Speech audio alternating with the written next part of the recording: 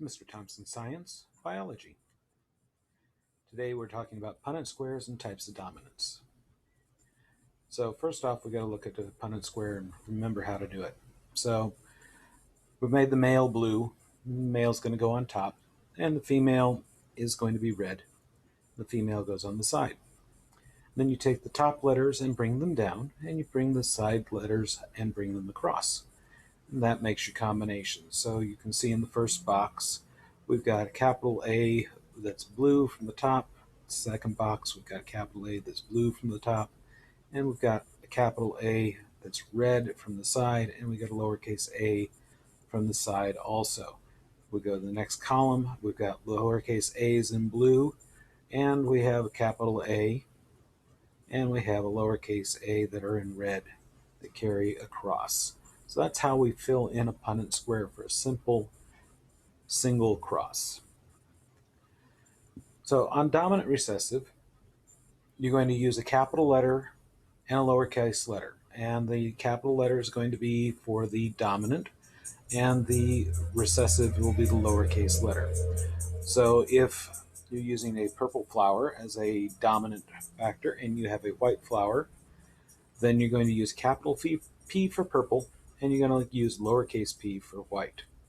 So if we cross two that have capital P lower p with each other, so you have two capital P lower p, we're crossing them together. Set them up on the top and on the side. So we're going to wind up with one box that has two capital P's. We have two boxes that have a capital P lowercase p, and we have one box that has two lowercase p's. So the results are that anything with a capital P is going to be the purple. So 3/4 are going to be purple. And then when we have two lowercase p's, that's the only instance where we're going to have the result of white flowers. So just the one box, or 25%, in a dominant recessive will be the white or recessive trait with this combination. Codominance. Codominance is where you're going to wind up with both traits showing up. So both traits are going to be listed with capital letters, and we're going to use blood type as our example. So in blood type, type A and B are codominant. We're not going to deal with O because it's recessive, and we're doing codominance at the moment. So if we take a AB male and we cross with a type B female, then we're going to wind up with two boxes that have AB, and we're going to have two boxes that have B. So we're going to have 50% AB blood type and 50% B blood type.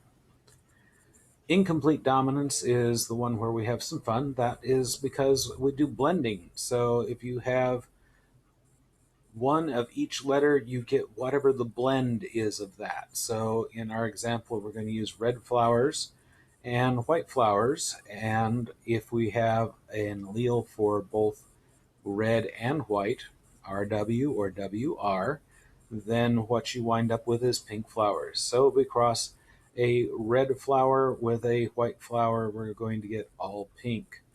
If we go ahead and make a different cross, and say we do a pink flower with a pink flower, that's when it gets interesting, because we get 25% that are red, 25% that are white, and we get 50% pink.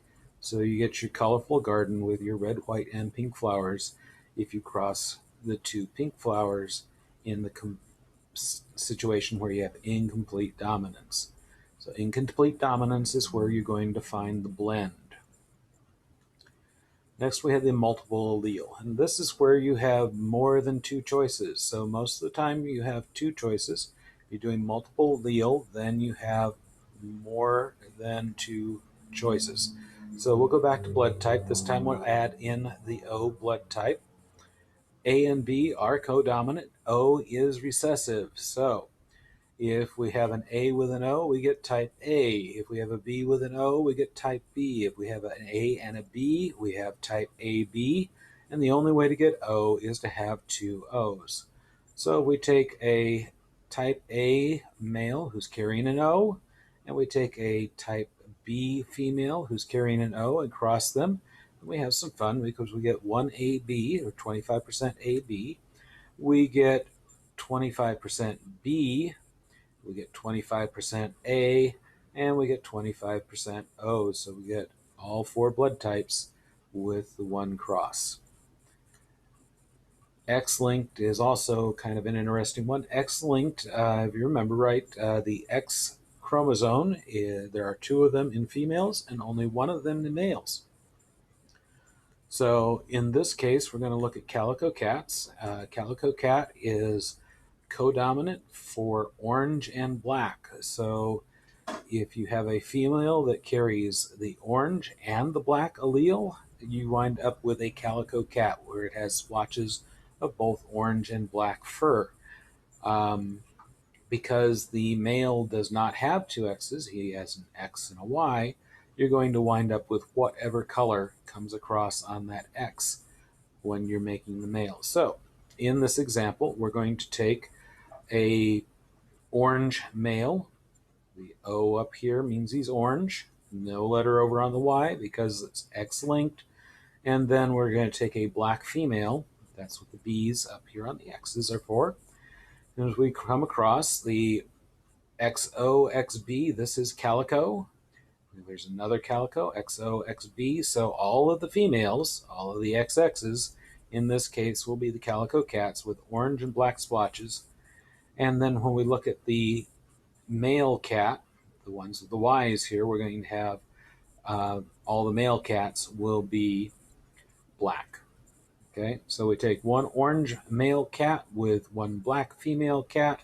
We get 50% calico, or 100% of all the females will be calico. And then we get 50% black male. All the males are going to be black. They cannot be anything else.